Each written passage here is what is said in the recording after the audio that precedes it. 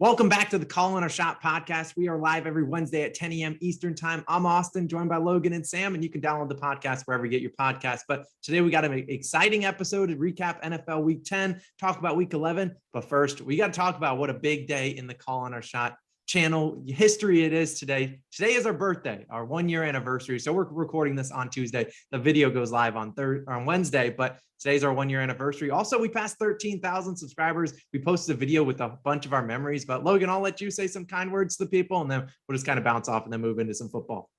Yeah, it's really crazy how we just hit 13,000, fittingly on our birthday today.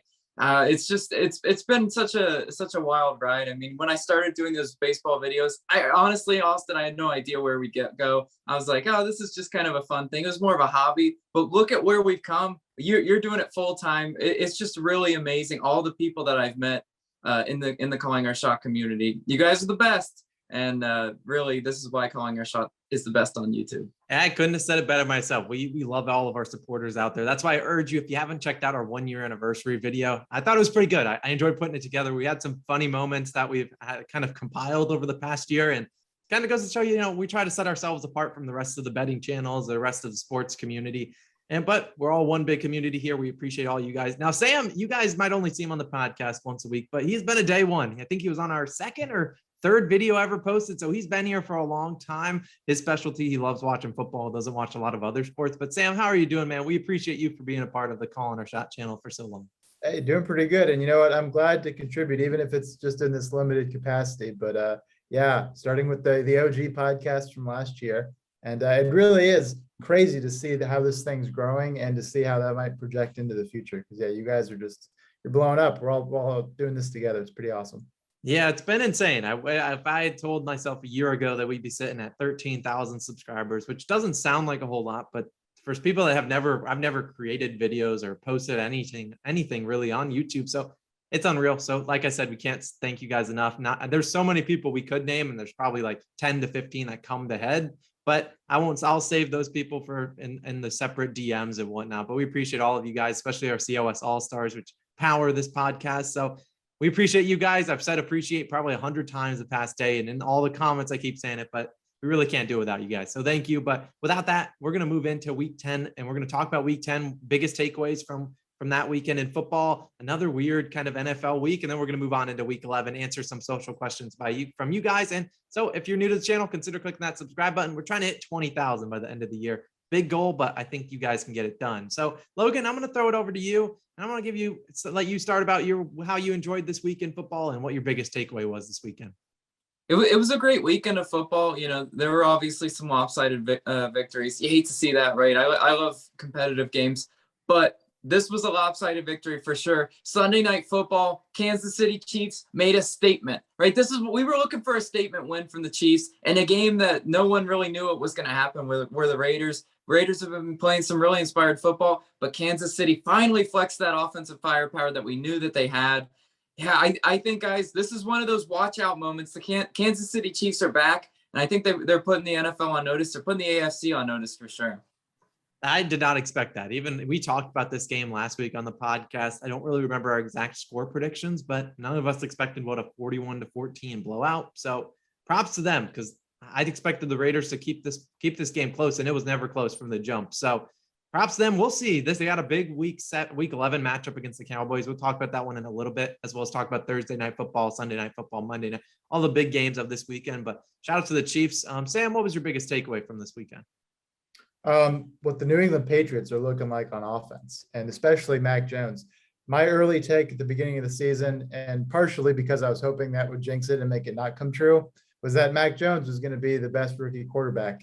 And right now it kind of is looking like he is. I mean, you can't really make an argument for Zach Wilson or a lot of those other guys who haven't seen the football as much, Justin Fields, Trey Lance.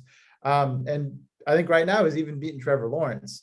Last week, a great stat line against the Cleveland Browns, 19 for 23, 3 touchdowns, a near perfect passer rating, and a big blowout performance against the Cleveland Browns, who everyone's like, are they an elite team?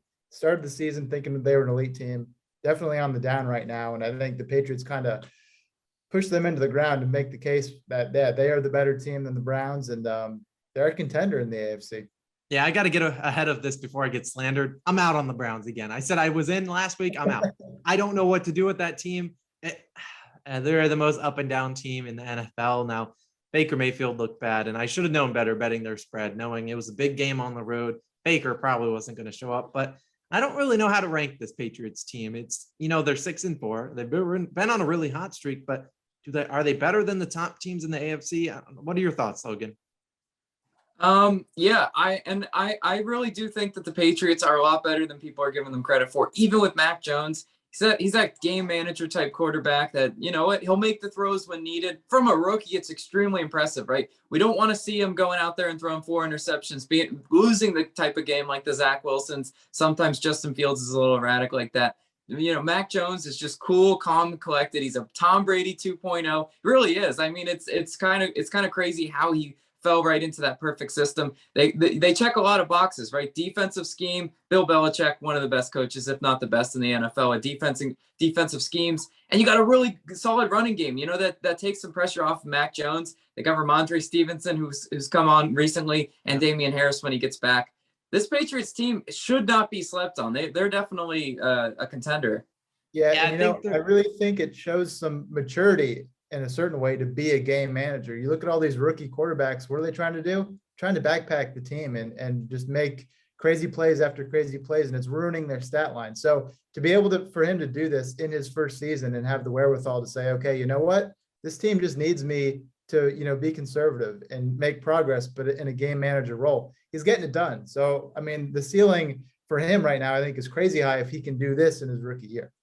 Yeah, I mean, he's been like Logan was saying, and I would say he's been a little bit more of a game manager. They've still been making some deeper plays than really I thought they would do, that they had been doing the past, like the first couple of weeks of the season. They're really kind of opening up the playbook for him. So I just don't know, if they're better than those top teams in the AFC, but they're going to match up against the Bills, who a lot of people consider to be, 1 or 2 in the AFC. So they got the Bills on their slate coming up later in this season. So I'm excited to see what they are going to do, because like Sam was saying, like Logan was saying, the Patriots have looked very awesome. They've looked awesome. If you're a Patriots fan, you're thinking you're way ahead of schedule. You're like, we're starting a rookie QB. We'll have another bad year, and we don't even know if this guy will be good. And now all of a sudden, you guys are kind of climbing up the rankings, and all us Jets fans out here, you see me hit with Mike White and Zach Wilson. We're like, well, this feels like home, because this is what we've lived with the last 20 years. So what can you do about that? But my biggest takeaway from this week is the Panthers are back. Logan, he's still at the Panthers game. Look at him in the background. He's still there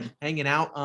The Panthers are back, and my bold prediction, maybe it's too bold, but I think they're making the playoffs. That's my bold take. Now that I think about it, it really is not too bold, because they are the 7th seed at the moment, and I don't see a lot of teams behind them that are necessarily inspiring a lot of people. I mean, you got the Eagles, which are up and down as well.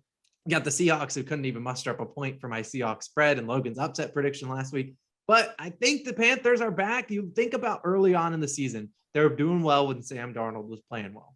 And then Christian McCaffrey got injured. Sam Darnold went absolutely bonkers. I don't know where he went, but we didn't know he separated his shoulder before we recorded last week's episode, but I don't think it would have mattered. But they got Cam Newton back in here, and Cam Newton, he's a Carolina favorite. So I love them. I think this offense is going to really change, and I think Cam will be able to kind of get this offense moving, and he knows what to do. And what does he do? Logan knows. He dumps it off to CMC. He gets it to him nonstop, and boom, that's how the offense functions. And so I'm excited for Logan and his Panthers. Logan, I'm sure you can talk about Cam Newton, because I know you have a soft spot for him, despite some tumultuous years.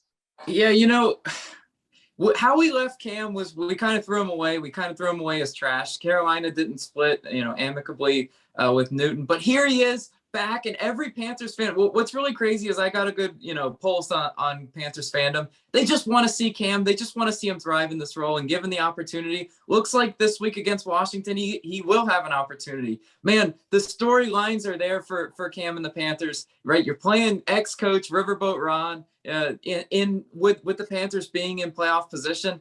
You know what, Austin? It's a little bit too bold of you to say, though, because I don't necessarily trust Cam Newton. He's not a drop-back quarterback. Look, the Panthers aren't always going to be in the red zone. They're not always going to be able to where Cam could just go in power like that. The NFL has changed a little bit, and you have to win on the back of Christian McCaffrey, and that's a big question mark, right? Or how far can Christian McCaffrey take us? I absolutely love his usage. I absolutely love watching him, week in and week out. But that being said, there's a lot of question marks around Cam Newton. I need to pump the brakes a little bit. We need to take care of business versus Washington before I'm all in. I can be the excited one for you then, Logan. But their defense, I think, is the reason that I think they have that good chance to, make the playoffs. And I don't know if they'll necessarily make a run with Cam Newton, but that defense is legit, and it's been legit all year. I mean, they really haven't had a lot of bad games. I mean, they played poorly against the Vikings. That's a pretty good offensive team. And then when they gave up, 24, 28 points to the Patriots, half of those points was off Sam Darnold turnovers that he gave him a free touchdown or he gave him the ball in the red zone. So I'm excited for your Panthers, Logan. Do you have any comments, Sam? I'll wait till we get to our spread pick because kind of related on that. All right. We'll stick around. So we're gonna hop in before we start talking about Thursday night football. We talked about Week 11. We're gonna answer a couple questions from you guys, and we're gonna start with one that was from a man on Twitter, Black Thor. He asked us, how many legs should your parlay have to win it consistently? So Logan, I'll start with you. We'll go to Sam and then I'll end it off. You're asking the wrong person. I'm not a huge parlay bettor just because I've taken a lot of parlay L's. But that being said, obviously the less legs, the better for me. I'm usually a 3-leg parlay, max 4 legs. And I think even that is pushing it. Well, you see those, I feel like a lot of social media pressures you to do those 10, 15 leg parlays. So I can retire early, win hundreds of thousands of dollars. Yeah, absolutely not. I mean, better chance of getting struck by lightning outside. I wouldn't play parlays like that. Sam? Yeah, you know what? I don't think parlays are ever meant to be won consistently. So I take issue with the question in the first place. No, so only because I've had minor success in some, money line parlays. Clearly not this year, but in past. Yeah, when? How many years ago? I can't point to a single one this year. I cannot point to a single one. But while Logan's right that 10 or 15 legs is just absurd, when you've got, 5 or 6 or 6 or 7, now you're looking at turning, 10 into a couple $100. And I'm not saying they all need to be crazy. You can pick very conservative legs on a multi-leg parlay. That adds some more fun to it. I don't think parlays should be your go-to daily driver for how you're trying to make money in betting. I think they're kind of, in essence, more of a wild card thing. So, I mean, yeah, I agree with Logan. If you are going to do them all the time, keep it at 3. But, I like to air it out a little bit and understand that I'm not going to win consistently. But if I throw out a 5 or 6 one and all I have to do is win every, 5 or 6 back, that's what I like more. So I'm more of a really low floor, but really high ceiling. I want to take home a little more money with my parlays. Okay. I'll be the guy that says here, I think the best parlay is no legs. And I preach this to people on the channel. I don't play parlays. Now you'll see me, I say this as Wednesday morning in the NBA video, we will have a $13,000 parlay, and that will be a giveaway if it does cash to all the subscribers. But I say that that's just kind of our giveaway kind of thing to everyone that supports us. But personally, I don't play a lot of parlays, and here's why. Now I look at numbers and I believe, you look at, I don't remember the exact number off the top of my head, but I believe a sports book, if you bet $1 on a parlay, they expect to bring back, I think, 50% of that, or even more. It could be even like in the 90s. Whereas like a straight bet, they're really not expecting to make a lot of revenue or profit on those sort of bets. So they don't make a lot of money off singles and straights. That's why you see a lot of people when they hit a big parlay, you see all the sports book, they just spam it. You see it on Instagram, TikTok, every single social media platform, because they want to show, look at this person. They turned $25 into 80 grand. Hey, go place one of these. And I guarantee you they make a lot more money than the 80 grand to pay out. So I don't love playing parlays. If I do play them, it's normally high value, a lot less legs. Now, we've done those in the past and they haven't necessarily hit, but I'd rather have to count on 3 or 4 legs than, put 15 legs and lose one of them, go 14 for 15. I think Logan has a little bit of experience on something like that, but PTSD, he didn't deserve that. But yeah, I don't love playing a lot of parlays. That's just my whole 2 cents. And I hear a lot of people in our comments, and this happens pretty frequently. I could have a good day in the NBA. I could go 4-1. That's a great day. You're probably up a little less than 3 units, but they'll be like, I'll put all 5 of the picks in the parlay and I lost money. I'm like, just makes me face palm, because it's like, we play a lot of straight things. I always tell people don't parlay them, always play them straight and go from there. But we're going to move on to another question. We're going to talk about one more kind of sports betting question. Then we'll move on to week 11 and talk more about football. But the last question from Esper on Twitter, he asked, he wanted to rank us the sports that we thought were easiest to bet on versus the hardest. And so Logan, I know you've done obviously baseball. You've bet on NFL, basketball, baseball, all of those, college football as well. So what's the hardest sport you think is to bet on, and what do you think is the easiest?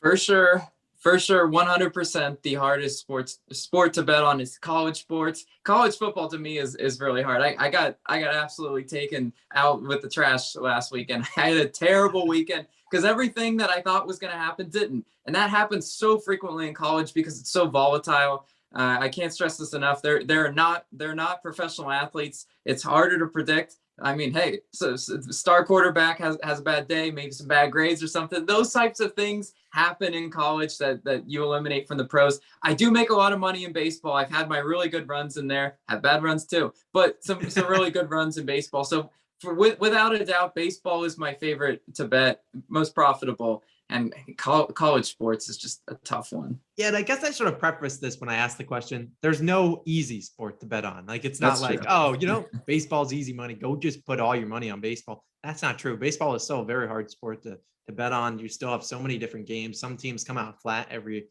other day. You really don't know. So every sport's tough.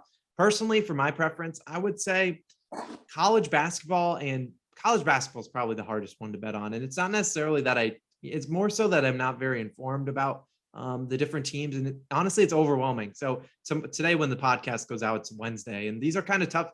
My Wednesday videos are hard to make, and for the NBA, because there's so many games on. There's like 11 games staring at you. And I'm sure, Logan, you get the same exact thing when you're doing college football. You're like, you open up your sportsbook app and you see 100 games. You're like, where do I even start? It's like, you kind of have to limit it down. If I don't just stay to the SEC or stay to this. And that's what I've kind of been struggling with college basketball in specific, because there's 150 games on a night. I hardly know a lot of the players on the teams, who's in, who's out.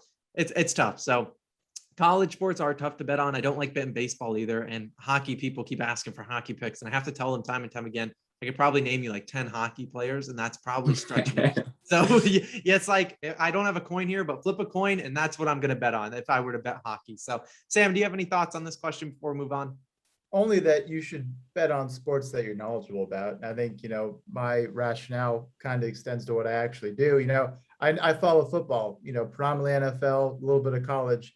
And so those are things I feel comfortable on, not just because I know the types of bets, but I know the game, right? And I know, what are the ins and outs. And the last thing you want to do, kind of referencing your story yesterday, is make a bet on something you don't even fully understand, right? At that point, just bet on heads or tails in the Super Bowl, right? Because if it's a blind, I just want to double my money. Well, then I think you're kind of doing something a little more stupid. So bet on a sport that you're knowledgeable about, that you are actually going to get into, and follow through. And I think that's the win-win situation for sports. Yeah, and I couldn't have said it better myself. I see comments that come not only on Twitter, but also some YouTube comments where people are asking, what an acronym I use or what team a guy plays for. And normally if that's something I see, I'm like, please don't take the bet. Just don't. If you don't know, who, I don't know, Derek White plays for, or Devin Vassell or some, or Reggie Jackson, like, don't take the prop bet, because you don't know who he plays for. So you probably have never watched a single game of theirs. You don't know how they use them. And it's things like that. Like Sam might not know who any of those three people play for, because he doesn't watch the NBA. So that's perfectly fine, because he doesn't bet on basketball. So yes, I agree with you, Sam. And I couldn't have said it better myself. Don't bet on something you don't understand, because you'll just end up, you'll be very confused, and that you don't want that. So we're going to move on back to some NFL talk. We're going to start with the spicy one from Timothy. He asked us a couple questions last week. So we're going to go with one more question before we get in, and then we're going to talk about week 11 spread picks. He asked, who's a pretender, and what he means. And I kind of adjusted his question, but more or less, who's a pretender is someone that will likely make the playoffs, not necessarily maybe squeak in as a wild card team, somewhere in that top, 1 to 5 seeds that might win their division or be the best team in the wild card spot. Who's a pretender that, you don't see going very far in the postseason. So Logan, I'll let you start. Well, so we talked a little bit about the Carolina Panthers. I had some rooting interest in Panthers versus Cardinals last week. And you know what? The Cardinals are a pretender. They're a fake. They're a fraud. I don't want any part of them. Yes, obviously, Logan, they didn't have Kyler Murray. I get that.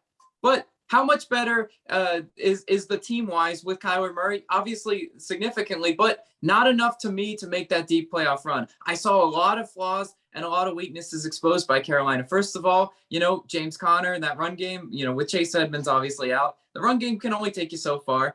DeAndre Hopkins has been hurt. Who the heck knows what's going to happen with him? They've got too many question marks for the Arizona Cardinals. I know their record is good, which just means they're going to be a higher seed, which means there's going to be expectations. You know who I don't trust? I don't trust Cliff Kingsbury as a coach. There's just something about him. He kind of rubs me the wrong way. I just think when it comes playoff time, when it's big boy football, Cliff Kingsbury, not a guy I want to hang my hat on. Cardinals are a fraud. No, and I kind of share. Well, go ahead, Austin. No, I was gonna say it is hard to kind of say, they're a fraud, especially without Kyler Murray, because with Kyler Murray, this team was, I don't know, 7-1. Their only loss was to the Packers, and that was with the game without DeAndre Hopkins. So I'll pump the brakes on that a little bit, because this team, while they are missing JJ Watt, their defense has been decent the whole year now. It didn't look great on Sunday against the Panthers, but that was a total flop from them, a letdown spot. We'll see when they get Kyler Murray back and see if they can keep things going. Now, the one thing I am concerned about, Kyler Murray's injury, and I would not be surprised, even though he was a game time decision on Sunday. And while you think, oh, he's got another week that he might play this game, they are on a bye next week. And so I wouldn't be surprised if they take another loss this weekend against the Seahawks. They're only 2.5-point favorites. So I say pump the brakes. We'll wait until, later on in the season, see how they're really grooving. But you saw last year, Kyler Murray got injured, never the same guy, even though he still played majority of games. So glad they kind of learned their lesson, giving him some rest. But yeah, they're going to need to pick things back up where they left off. Sam? Yeah, and I think it's important, the change in the playoff format this year, only one team is getting a bye, right? We got 7 teams in, so there's only going to be one true bye. And right now it's sitting with the Packers, I think, as the number one in the NFC, which means right now they'd have to win in Lambeau, right? And kind of what Logan was saying, can Cliff Kingsbury compete on that higher stage? Because it's another level come January and February when we're playing in the playoffs. And yeah, I just don't think the Cardinals are there. The record shows it. The talent on the team shows it, but there's something that's intangible that's just missing for me. I don't think they're going to be able to do it when they really need to. And maybe that's just because they haven't yet. And so I'm questioning it. They don't have the proven track record, but there's something there I'm not totally bought in yet for them to be able to wrap up the NFC.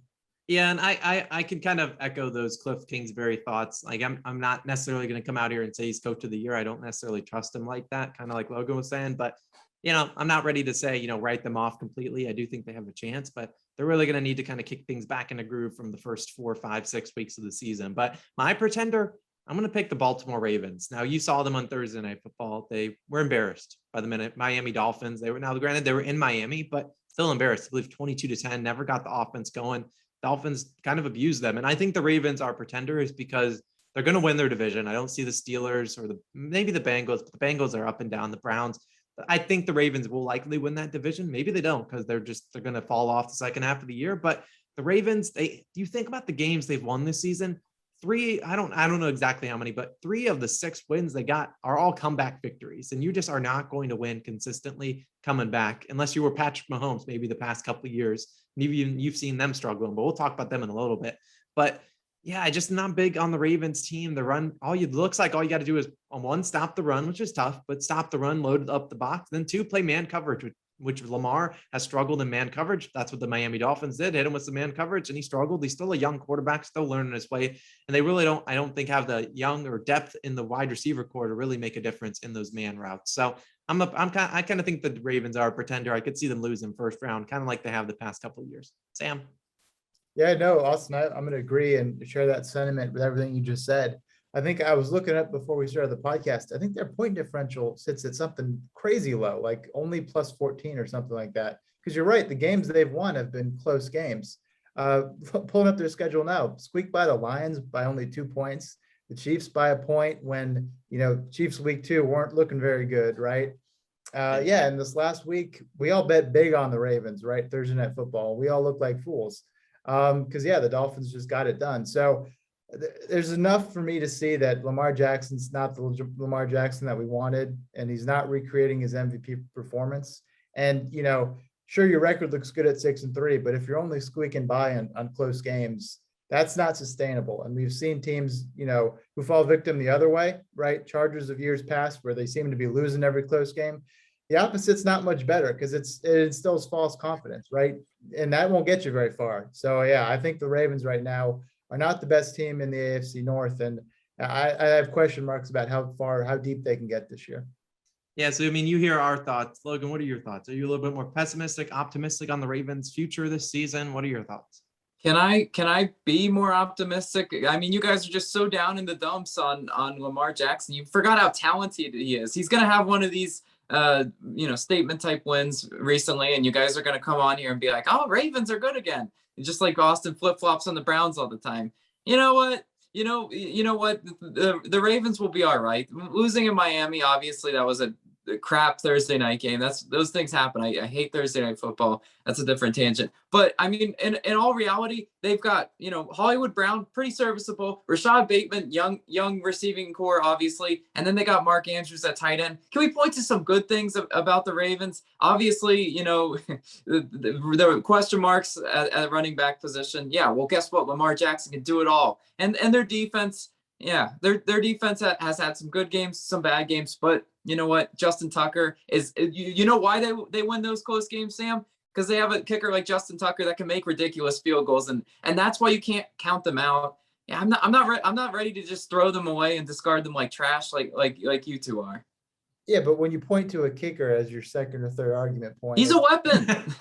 he's a weapon. He deserves to be a first ballot Hall of Famer. He is absolutely. He is I can't argue with you there, but that's not enough of a reason to get me excited about a team. In playoff games, when the chips are down, it's just those close type one possession games. Look, is there a kicker you'd rather have? And is there a team that can kind of, ground and pound control you like the Ravens? I mean, there's not a ton of teams you put up in that upper echelon.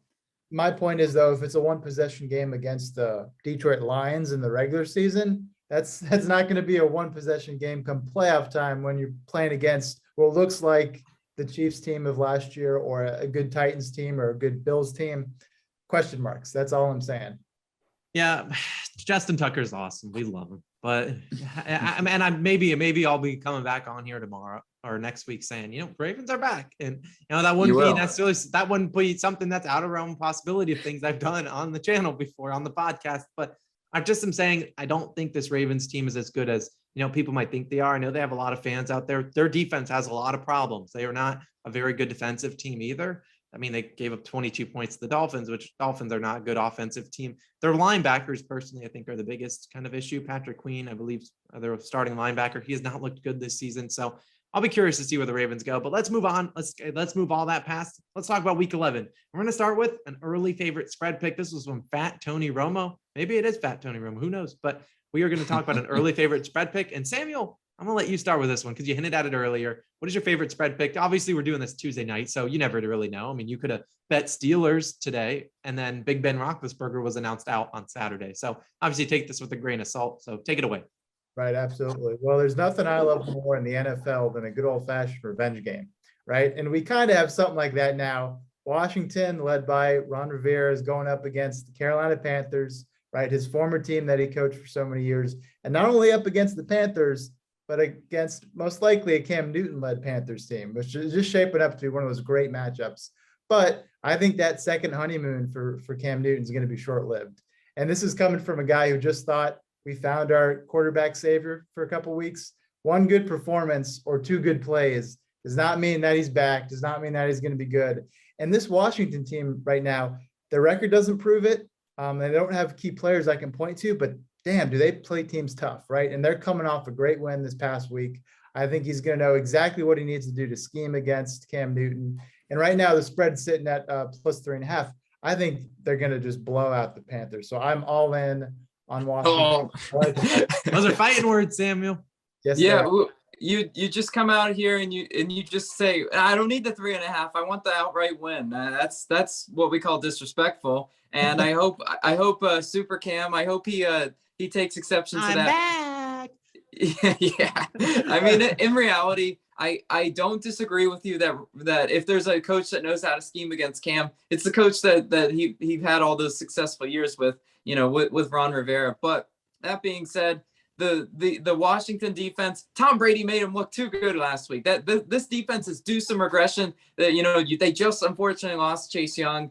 I'm telling you that Cam Newton doesn't need to go out there and be perfect. A lot of dump offs to Christian McCaffrey will do the trick. Taylor Heineke, also an ex Carolina Panther. This game is just full of it's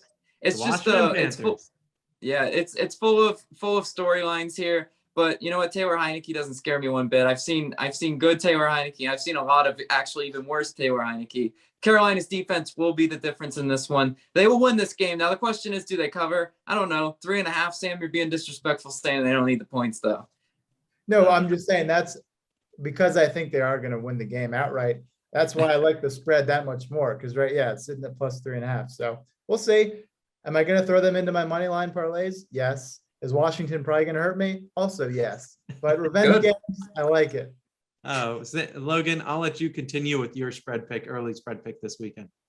Yeah, it's kind of staying in that 3-ish point range. The line in this one might change by the time people are watching this. By the end of the week, potentially even. But I'm feeling Minnesota Vikings plus 2.5 versus the Packers. And you know what? I'm not bold enough to say that they won't need the points or that they'll get the outright win. But it's just one of those games that they always play well versus Aaron Rodgers. The Vikings kind of have his number. They're playing at home with that annoying foghorn type thing that always comes on. They have the ground game. Dalvin Cook and Madison. They check a lot of boxes on offense. Their defense, a little bit of question marks. I like what they did against Herbert last week, though. Can they keep that up versus Aaron Rodgers? Sure, why not? Playing at home, that's why. You know what? I feel like we're going to get a lot of public money on Packers. Austin and I know, the Packers could be the sucker bet in this one. Every time we're looking at the slate, I'm always looking, what's going to be the sucker bet? I think Packers might, and that's why I think the Vikings are due for a surprise. I love the pick. I would have made them my upset pick, but I was wronged by them a couple weeks back. Vikings, I love the pick. Like you said, they are a more talented team on paper than the record might suggest, but they do play teams tough, especially the Packers, and they're pretty decent at home. Granted, last time they were home, I believe was that Cowboys loss, but that was in prime time. They aren't in prime time today. So or on Sunday. So I like the Vikings pick. Like I said, if you want to take it, wait till Sunday to kick off, because this line is not changing. I don't imagine it changes from plus 2.5 to goes to plus 2. It's going to go up to probably plus 3, plus 3.5 if we're lucky. So get an extra point. Now, I do have my favorite spread pick. I'm going to save it because we're going to talk about it. It's in Monday Night Football. So I'll get to it then. So we're going to move on. We're going to start talking about Thursday Night Football, get into our Week 11 upset pick. So we're going to start with Thursday Night Football. Patriots versus Falcons. I believe the Falcons are at home. And, Sam, you're a Mac Jones believer. So what do you think in this game? Because Patriots, 7-point favorites. Do you think they cover this? I think they do. And I was burned hard by the Falcons last week. Remind everyone, 2 weeks ago, they had that really nice upset win against the Saints. I thought they were going to carry that energy into beating the Dallas Cowboys, and dang, did they get shellacked. Not a good performance on any part of the team for the Falcons. And by the same token, you're looking at the Patriots, who are coming off a great win, right? That I think the point differential was probably the same.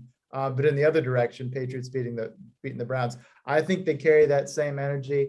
Right now, the Falcons, they're not even in a rebuild because Matt Ryan's still riding into the sunset, but they are due for one, right?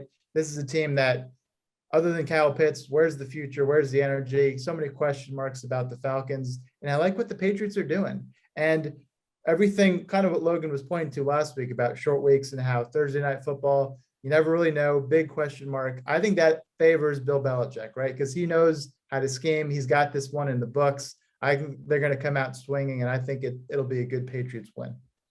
I don't know what to do with this game because you guys know I will make a Thursday Night Football video, probably live later today, Wednesday evening. And here's my thought process. 1, everything Sam said, love it.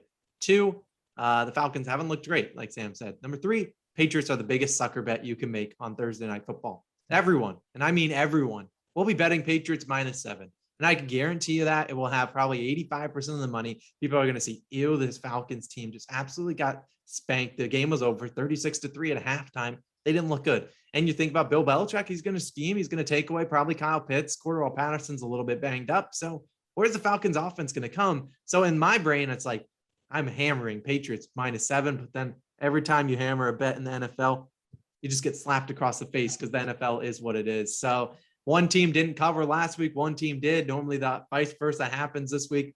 Oh man, a lot of people might get wrong this week. So Sam or Logan, what's your thoughts on this one? Normally I look at these games and I'm like, yeah, Dolphins, it was predictable that they might, hang around with the Ravens last week. But if there's a coach that can go in there, like Sam said, he hit it perfectly and just focus those players and say, let's take care of business. It's Thursday Night Football. Thursday Night Football sucks, But you know what? That Falcons team has shown me no signs of life. Now, let me remind you, Sam Darnold, playing at his worst, still beat that Falcons team in Atlanta. Like there's just really not a whole lot to get excited about. They missing Calvin Ridley is a huge loss for them. You know, the Zacchaeuses, those are not the type of players that Bill Belichick is going to let. Well, he'll ask them to beat him, but I don't think that he can. You mentioned the Cordarrelle Patterson injury. Patriots might be a sucker bet in this one, but call me a sucker. I just don't know how I could sleep at night betting Falcons +7. I agree. That's why I likely will not have a spread pick, because it's like I maybe I'll pick Patriots, but you got the wrong guy if you think I'm putting Falcons +7. It's just like I'm not going to bed when I see them down 38-3.5 again. Yeah, it's just some bets you just stay away from. The Patriots are going to be an interesting one to watch out for. What about like a first half type spread bet? I don't know. Maybe there's some value, not full game, because I mean, if the Falcons backdoor cover them, yeah, that's Thursday Night Football for you. See you later, money. Like we've all been there. That's why, sometimes in these primetime games, you have to look for, some weirder bets, like maybe first quarter spread, first half spread. I'll have to take a look at all the spreads later on Wednesday and see exactly what we got going. But let's move on to our upset picks. Sam, like you already referenced, you took the Falcons last week. We don't have to talk about that. Now, I took the Saints, and while they had a chance, they did cover. If you took +2.5, they did cover by 2 points. So props. I think I'm on a pretty good cover streak for the most part. Now, they aren't winning outright, but what can you do about that? Logan, you took the Seahawks, and I don't blame you. I had their spread, and man, they did not show up. Russell Wilson, they could not get it done. So we're going to move on. We're going to talk about it today. Sam, I know you have the biggest value on the slate, so kick this one off. Unless you want to switch over to your Washington football team, we'll let you double down. I know what you have on our pre-show notes, but you can switch.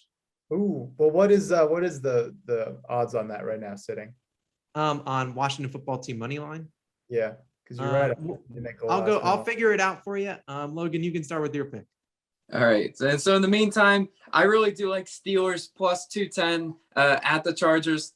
I mean, really, yes, I know there's some question marks with Big Ben, but you know what? I'm just gonna go ahead and assume that he plays. You know what? To be honest, Mason Rudolph is obviously a drop off from Big Ben, but in reality, I'm just so not sold on the Chargers. I'm not sold on any real face of them. I think the Steelers will thrive, honestly, in this underdog, low expectation type role. You know what? I just really love the value at +210, maybe getting Big Ben, and Justin Herbert has just he's really kind of fallen off this year.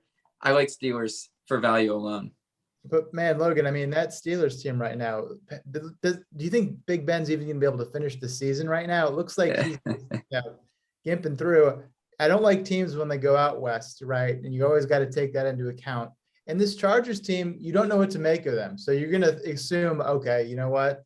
Yep, Steelers are going to win. And then they're going to blow out, and Herbert's going to have one of those, 400-yard, 3-touchdown performances where you're like, oh, he's back? Is he? So no, I don't know. That one, I love the value, but question marks about the Steelers' ability to put up points. Yeah, and my side, I like the value on it. Of course, I'm a big value guy on this segment of the video, but I don't think Big Ben's going to play. I don't know if he is vaccinated or not. And if he's not, then I think the rule is he has to stay out 10 games, or 10 days, which would mean that he will be out this game. So I don't really know. I haven't looked into the reports, but if Mason Rudolph is out there, good luck with that bet, Logan, because you will not. You might as well throw my friend Mike White out there at this rate against Buffalo, because I think Mike White's got as good of a chance out there as Mason Rudolph. But Sam, I'll go back to you. +155 Washington football team. Are you in, or are you going to go with your other one? Well, that's not great value. I think it's a lock. It's not great value. No, I'm going to stick with my value, because you know what? I have no credibility in this segment anymore. So let's just write it into the dirt. But one team is still looking for their statement win of the season. It's the Detroit Lions. Did you think they were going to get it last week? I did. They did not. They're now that, that winless season with a tie is almost just worse than. I'd just rather be straight up winless. I don't want to tie without any wins. But you know what? This week against the Lions, it's in Cleveland. The Lions are sitting at +370 odds. I'm going to tell you why I like this, because the Browns right now are in a tailspin spiral. That's not the right phrase. Into the ground. That team does not know what they're doing right now. They have no identity. I thought removing Odell would have just solved everything. looks like it made things even worse, right? An awful performance last week against the Patriots. And this is a Lions team that, just statistically speaking, is probably going to have to win at some point. Why not this week? And for that value, just throw a little money on it and see if it comes back your way. You make 4 awful value bets. All you got to do is win 1 to get your money back. So this could be let's go. You Lions. are terrible at upset picks. So I have, in fact, 0 chance that I think that hits. But you know what? The Browns, because I have trashed them in this video, I guarantee a Browns victory by at least double-digit points, because that's what they do. They always show me wrong. But yeah, Sam, I love the value. Arguably, probably has a better chance of hitting than my pick, which is the New York Football Jets plus 145 taking on the Dolphins. Now I get what you're saying. You're like, Mike White sucks. Yeah, Mike White had 4 interceptions on Sunday. And you know what? Guess who doesn't care? This guy. Because you know what? That was a very good Buffalo Bills team in a bounce back. You've seen the offenses and QBs, including Patrick Mahomes, struggle against the Buffalo Bills. Now you got the Dolphins traveling on the road. Granted, they've had a long week to prepare. They're all on their highs, beating a good Baltimore Ravens team. And now you're coming into MetLife? No chance. Mike White puts up a performance. And I don't even know if Zach Wilson, he could be back too. He will put on a performance too. Josh Johnson, doesn't matter. I'm all in on the New York Football Jets this weekend, plus 145. Hammer it with everything you got. So you know how you guys kind of said my pick was took me a lot to get that out, money. guys. Yours did not have any value. There's arguably no value at plus 145, and this is what we try to preach in this segment. You're better off balling up that money and investing in a moon bet. Who's sponsoring our podcast rather than waste it on some Jets money line crap? No, get that out of here. Mike White is exactly. You know what? I don't wear glasses, but I almost put on glasses because I was like, wait, is this Sam Darnold out here? And I was looking for him. I'm like, 4 interceptions in a Jets uniform. Yeah, that looks about right. Yeah, that's what he does, right? This is just an atrocious, toxic team, and they don't even deserve the minutes we talk about them on here. To be honest, they're not going to win versus the Miami Dolphins. Book it. Yeah, if I'm betting on the Jets, which you should never do as a rule, if I am betting on the Jets, I gotta have crazy value in my Come money. on, Sam, at least back me up on this one, man. No, plus 370. I like the Jets. Plus 145. I don't think I love the Jets. Why not just, here's the thing with the Jets.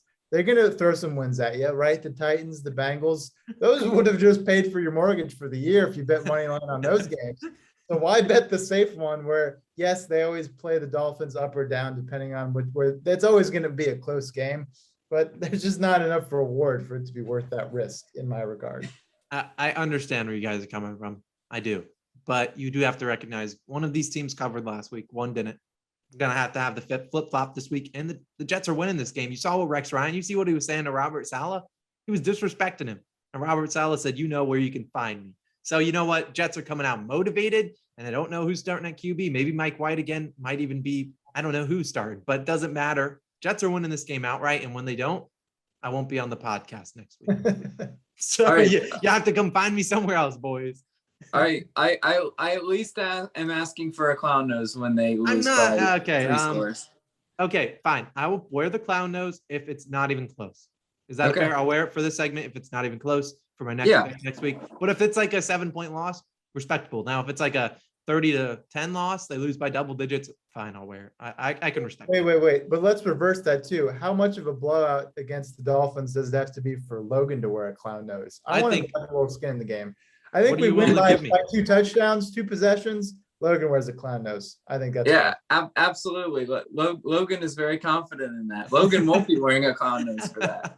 If the Jets win, it will be a miracle field goal or just some baloney. It's not going to be convincingly. Jets don't win convincingly. Come on, you know that. Yeah, unfortunately, you're right. You're correct. Yeah, we win sweat bets, and that's what that one is. But I think that's a no sweat bet. Jets money line. Take it. Put it in all your parlays. There's one leg down for you.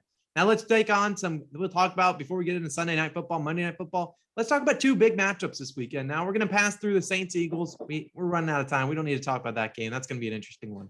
Now we'll talk about 2 games, Bengals versus Raiders. Bengals coming off a bye, and the Raiders obviously coming off that disappointing loss. Raiders are -1 point favorites. I want you to give me your spread pick. Who do you think wins this game? And then we'll move on. Logan, we'll go with you, or Sam, or whoever wants. Yeah, no, Bengals. I like Bengals against the Raiders. Raiders are just, they just kind of wheels are falling off a little bit. The lack of offensive talent showing. You stop Darren Waller, you stop their offense, and so I do like the Bengals. And yeah, I definitely think they can get it done, even being on the road. Logan or Sam? Fresh coming off a bye. I like the Bengals. I think they get it done. Yeah, for kind of what Logan was saying, Raiders just aren't instilling a lot of confidence in me. And I do like the pieces that the Bengals have, and I think they're an underrated team right now. So I like them in that game. I mean, this is a big game for both teams. I mean, you're both in the AFC. You both kind of have the same, I think they might have the same record exactly, but this is a big one for playoff seeding.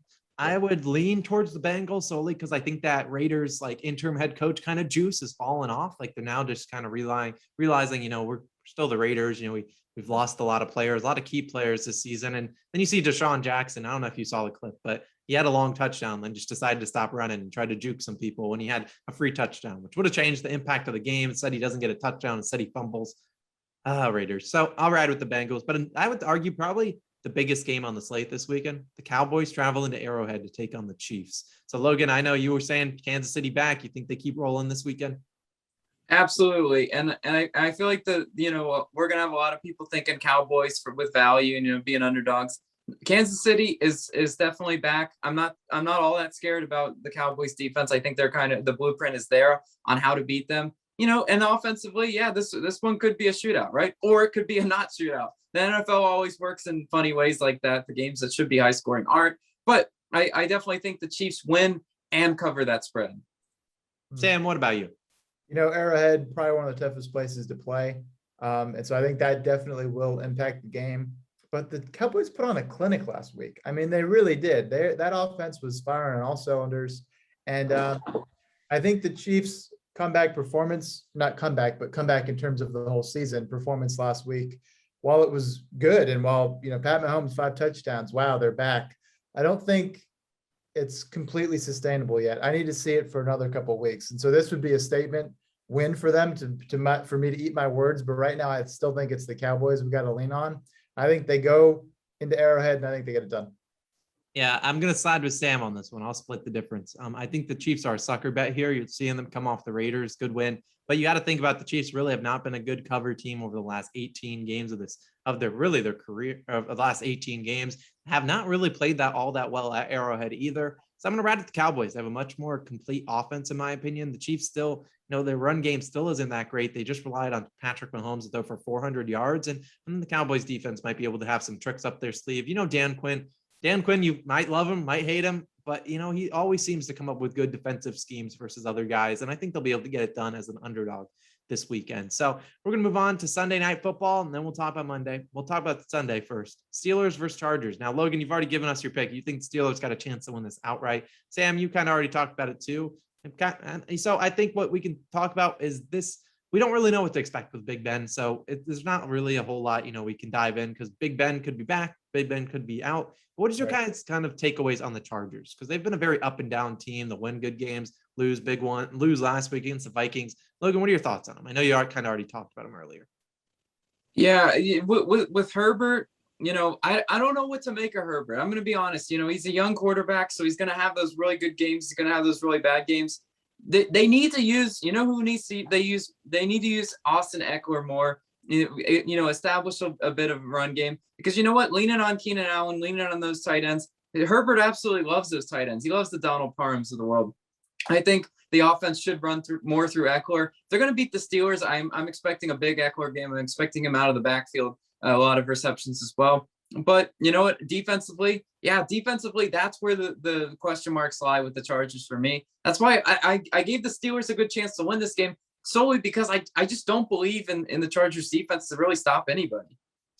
I can kind of feel you on that. As an Austin Eckler fantasy owner, it's kind of been a little bit lackluster because I watched a lot of their games and you're right. They don't really use him too much. And I don't know if it's necessarily they're scared of him getting injured, which trust me, I am too. You're not alone. But it's like they're using a lot of Larry Roundtree, Josh Kelly, and it's just like those guys aren't going to give you any, burst. They're not going to necessarily break off a big run, which Eckler is a very talented runner. He's not like he's just a pass catcher. He's still very good running back. And then what is he best at? It's catching the ball out of the backfield. And some weeks he only sees 1 to 2 targets. And it's like, sure, I understand Keenan Allen is taking all the 5-yard routes, but sometimes the best route is like I don't know, I think it's called Texas route where you run like a V.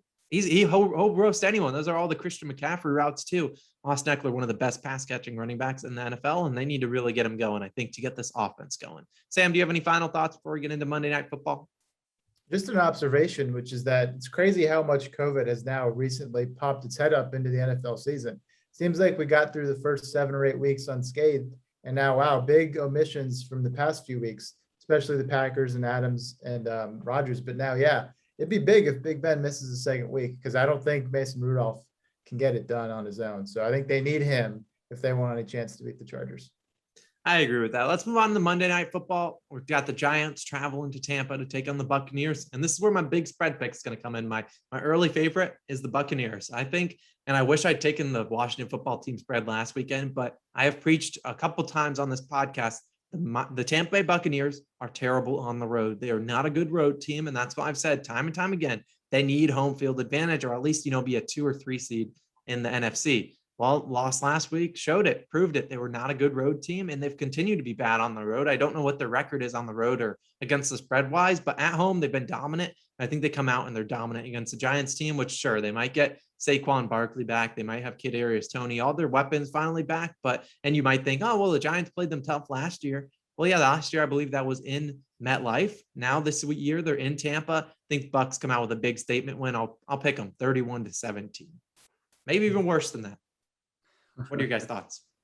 Yeah, I think you're going to say I'm crazy for this. I think those losses for the Bucks, especially the one last week, are actually a good thing for the team moving forward. Because right now, the notion that, they're still the same team from last year and they are just literally continuing in the amazing success they had last year into this season, exact same roster. It's a crazy amount of expectation, right? That, hey, we got to be perfect. And so sometimes those mid-season falters are actually a good thing, because they say, hey, let's reset, that we're not the team of last year. We're this year, new expectations. We're doing it for ourselves this season. And I think they win the game. I don't know if it'll be as big of a statement. I like them. I picked 24-17 as a final score. But yeah, I think they come back and bounce back from last week. And I think they kind of use those losses as fuel to say, hey, you know what? We're not untouchable. We have had losses, but we're still a pretty overpowered team.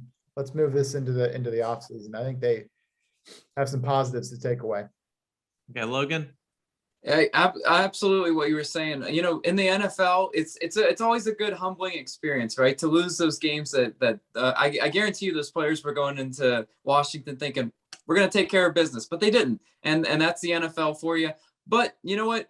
My rest of my family's all Bucks fans, right? They absolutely love the Bucks. They were so discouraged with what they saw, specifically on the defensive side of the ball. How crazy was it to watch how Washington closed out that game, right? Everyone thought, me included, Tom Brady's going to get the ball back. They're going to just do what they do. You know what? The reason why I do think the Giants are going to cover, I'm picking Bucks to still win outright, though, 28-20. But the reason why I'm just not absolutely sold on that Bucks defense, right? You didn't really address the secondary and all the injuries and gaps you have there. And the pass rush. Where is this pass rush? The pass rush that we saw making Patrick Mahomes scramble all around the Super Bowl, that's not there. Taylor Heineke just was sitting back in the pocket comfortably, dropping dimes. So, you know what? I don't have faith in Daniel Jones to not turn the ball over a lot. But that being said, I think this could be a sneaky, closer game. Giants potentially cover. That's a big number to ask for the Bucks to cover. So I'm going to take the Giants with the points, even though the Bucks get the win. Yeah, and I think that's why I'm kind of riding with the Bucks. I think Vegas and the sports books are kind of giving them a little bit of respect at home. And a lot of people I could see riding with the Giants, thinking, they're coming off a bye. The Bucks did not look good, coming off a big loss, very similar to kind of teams like the Cowboys and Bills, both lost last week or 2 weeks ago and came out with big wins in week 10. So I understand your guys' questions. And yeah, that defense really did not inspire me a lot. And I think it goes back to show these guys they don't play well offensively or defensively on the road. They just don't show up. I don't know what it is. Maybe they just like the cool Florida weather. I don't know. I wouldn't blame them, but yeah, they just didn't show up. And I think they will show up this weekend, especially at home. The rest of their schedule for the rest of the season isn't necessarily too difficult in terms of road games. I believe they play the Jets on the road. They got the Panthers, I believe the Falcons, a couple other, maybe the Colts as well. So I think they can beat majority of those teams. But we'll see. It's going to be interesting to see. Any final thoughts before we wrap up this show, guys? It'll be a tough week for me. No Cooper Kupp on all my fantasy teams. So I'm still struggling with that one, but hopefully they come back stronger than ever next week after the bye. Yeah, I'm in search of a new quarterback after Matthew Stafford has straight up sold me the past 2 weeks. So if anyone has any recommendations for fantasy football, bye week fill-ins, please let me know because I'm struggling out here. But that'll do it. Like, I got to say thank you guys again for not only 13,000 subscribers, but 1 year of calling our shot. We got some big plans over the next 365 days. Calling our shot is here to stay. So we'll be back again next week. And then we got maybe a special Thanksgiving episode for those that celebrate. Who really knows? But we appreciate you guys for tuning in. This has been Austin for Logan and Sam. We'll catch you guys on the next one. Peace.